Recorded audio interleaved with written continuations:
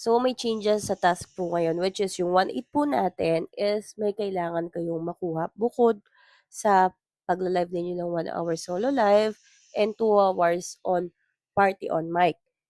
Ang dadagdag dun is kailangan niyo makakuha ng 3 new followers.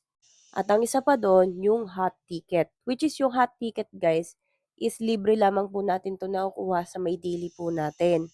So yung dapat nating makuha na yun is from 6 different persons po.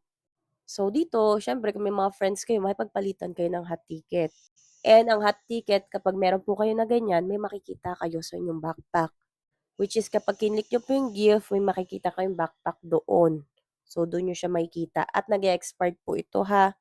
Kaya wag nyo nang ipitin yan. Ipamigay nyo na yan. At saka sa hot ticket na yun, baka mamaya may mga scam pa. Antindi nyo naman. Awa na lang talaga. Hindi nyo naman ikakayaman yan. Libre nyo lang yan nakukuha. Kaya kung may makikipag-exchange sa inyo, edi exchange ninyo. Sayang din yan. Anong gagawin nyo dyan? Ibubulokin ninyo. Bakit? Mag-grow ba yan? So, yun lang naman po yung mga bagong update on Solo Live Task Reward.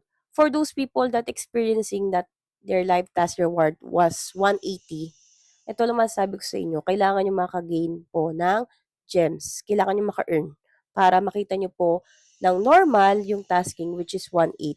So, for those people po na may mga questions regarding on Crush Live, I will held an orientation by tomorrow around 3 p.m. on Crush Live. My user ID is 200-6319. Di ba? Ang daling tandaan. So, you can follow me on my social media accounts. Just search Tita Laika.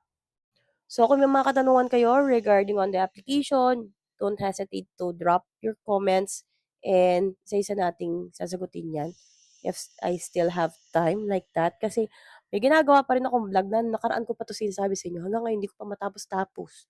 Ang hirap mag-edit. Kasura. So, ma'am, paano po yun pag wala nag-follow? Ano ba yan? Eh, di makipagpalitan kayo ng follow. Follow, unfollow, follow, unfollow. Ganun lang yun. Diskarte ba? And then, yung sa hot ticket naman nun, makipag-usap-usap kayo, explore kayo. Hindi dun lang kayo sa room ninyo, mag-ikot-ikot kayo. Ganun lang yun. Wala, tignan nyo, nagkakaputi na ako ng buhok ko.